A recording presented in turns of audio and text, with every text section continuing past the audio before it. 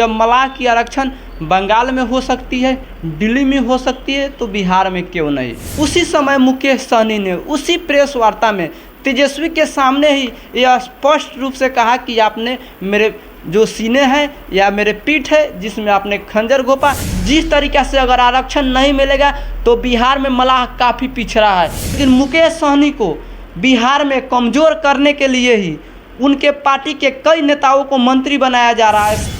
हम बात करेंगे सन ऑफ मलाह मुकेश सहनी, जो वीआईपी पार्टी के प्रमुख है, जो अपने पार्टी की स्थापना 2018 में की। मुकेश सहनी के पार्टी बनाने के एक ही उद्देश्य था, सहनी समाज को आरक्षण दिलाना। बीजेपी मुकेश सहनी को कमज़ोर करने के लिए उनकी पार्टी के नेताओं को मोदी सरकार में मंत्री तक बना दी। तेजस्वी यादव मुकेश सहनी के पीठ पीछे छुरा घोंपा, तो भी मुकेश सहनी तेजस्वी यादव के साथ है। क्यों? इन तमाम मुद्दों पे हम विस्तार से बात करेंगे। अभी हमारे साथ हमारे सहयोगी रंजन जी जुड़ चुके हैं। सबसे पहले हम इनसे जानकारियाँ लेते हैं। मुकेश सहनी बीजेपी के प्रचार करने के लिए आए थे, लेकिन मुकेश सहनी को क्या कारण पड़ा, वो कौन सी बेबसी में पड़े कि मजबूरन उनको अपनी पार्टियाँ बनानी पड़ी? देखिए संजीव जी, 2015 की बात है। बीजेपी के तरफ से वो चुनाव प्रचार में आए थे और जिस तरीक़ा से मलाहू की स्थिति थी, न कोई शिक्षित था और मलाह काफ़ी पिछड़े थे, तो उन्होंने सोचा कि जब मलाह की आरक्षण बंगाल में हो सकती है, दिल्ली में हो सकती है, तो बिहार में क्यों नहीं।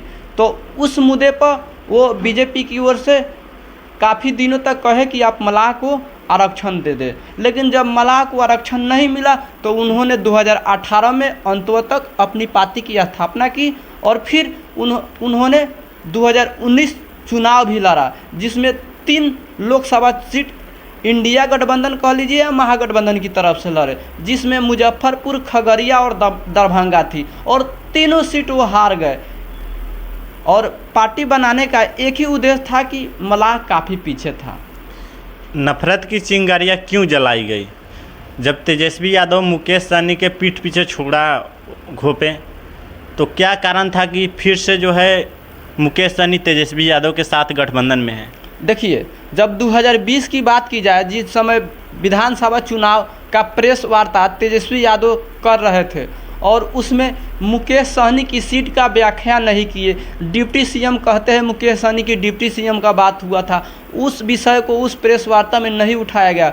उसी समय मुकेश सहनी ने उसी प्रेस वार्ता में तेजस्वी के सामने ही यह स्पष्ट रूप से कहा कि आपने मेरे जो सीने हैं या मेरे पीठ है जिसमें आपने खंजर घोंपा, इसलिए उस गठबंधन से उन्होंने बाहर आए और बीजेपी के साथ 2020 में विधानसभा का चुनाव लड़े, जिसमें 11 सीटों पर वो चुनाव लड़े थे और 4 पर उनको जीत मिली थी और फिर वो बिहार सरकार में मंत्री बने। और मंत्री बनने के बाद बीजेपी के साथ जब वो मंत्री बने तो वो अपने पार्टी का विस्तार उत्तर प्रदेश में भी करना चाहते थे, इसलिए फूलन देवी के जो उनका कार्यक्रम था उस अवसर पर उत्तर प्रदेश में बड़े पैमाने पर अपनी पार्टी का विस्तार करना चाहते थे। लेकिन बीजेपी ये नहीं चाहती थी कि मुकेश सहनी उत्तर प्रदेश में भी अपनी जो दखल है वो बढ़ाए, इसलिए वहाँ से विवाद शुरू हुई। बीजेपी ने उनके तीनों विधायक को अपने पाले में कर ली, एक विधायक की डेथ हो गई और यही कारण था कि वो तेजस्वी यादव के साथ फिर आए हैं। बीजेपी मुकेश सहनी के जो भी नेता थे उन तमाम नेता को अपने पाले में कर लिए और कहीं ना कहीं तो मुकेश सहनी भंग हो गए और बीजेपी मुकेश सहनी के जो भी नेता थे उन्हें बड़े बड़े पोस्ट दे दिया गया, यहाँ तक ले मंत्री भी बना दिया गया। इसका कारण क्या है? देखिए, सबसे पहले तो जब बीजेपी से मुकेश सहनी की गठबंधन टूटे, इनके तीनों विधायक 4 विधायक थे, लेकिन इनका एक का तो डेथ हो गया था और 3 इनके साथ आए।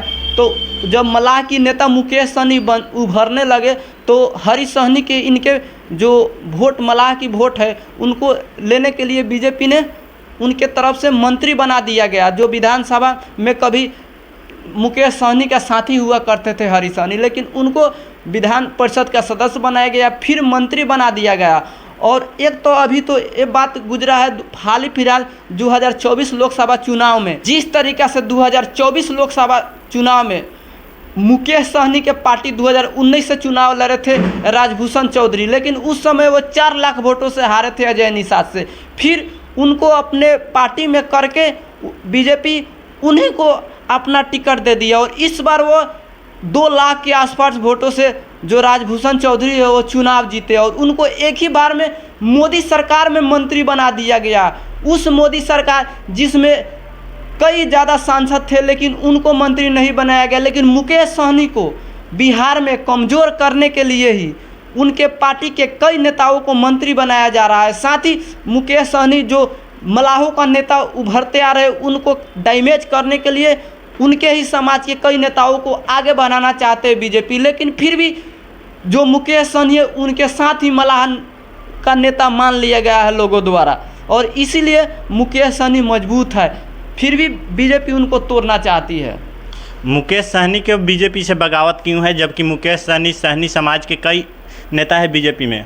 इन तमाम नेताओं को जो है बीजेपी की ओर से बढ़ावा दिया जा रहा है। मुकेश सहनी का क्यों है कि जब बगावत पे बगावत बीजेपी की ओर से मिल रहा है? क्या मुकेश सहनी जो है बीजेपी में आएंगे तो मुकेश सहनी को समर्थन बीजेपी की ओर से दिया जाएगा? देखिए, साफ तौर पे बीजेपी की ओर से उनको समर्थन दिया जा रहा है। अगर वो अभी कहेंगे कि आपके मैं गठबंधन में आ रहा हूँ तो 100% है कि बीजेपी उनको केंद्र में मंत्री बना देंगे बेजीते हुए राज्यसभा का संसद भेजकर, क्योंकि जो मलाह का नेता मुकेश सहनी है वो बन गए हैं। आरक्षण की मांग करते आ रहे हैं, क्या आरक्षण मुकेश सहनी को मिल जाएगा बीजेपी में आएंगे तो? देखिए, यही तो बात है कि वो नहीं आ रहे बीजेपी की ओर से। बीजेपी उनको आश्वासन दिए थे कि हाँ आपका समाज के मैं आरक्षण दूंगा, लेकिन आरक्षण का बात ही तो मेन मुद्दा है कि वो बीजेपी की ओर नहीं आना चाहते। जिस तरीक़े से अगर आरक्षण नहीं मिलेगा तो बिहार में मलाह काफ़ी पिछड़ा है, काफ़ी पढ़ने लिखने में काफ़ी अभी भी कमज़ोर है। मलाह जो है वो निचले तरफ है, इसलिए मुकेश सहनी साफ तौर पर बोलते हैं कि मैं अपने सीट के लिए सौदा नहीं करूँगी, आप मुझे एक भी सीट नहीं दीजिए, लेकिन मलाह समाज को आप आरक्षण दीजिए, मैं आपके कदमों में पूरी पार्टी को आप जो बोलिएगा वो करूंगा। लेकिन बीजेपी वो करने के लिए तैयार नहीं है, इसलिए मुकेश सहनी को ये मजबूरी बन गया है कि इंडिया गठबंधन की ओर रहे। बहुत बहुत धन्यवाद इस वीडियो को देखने के लिए। मिलते हैं अगले वीडियो में। जय हिंद।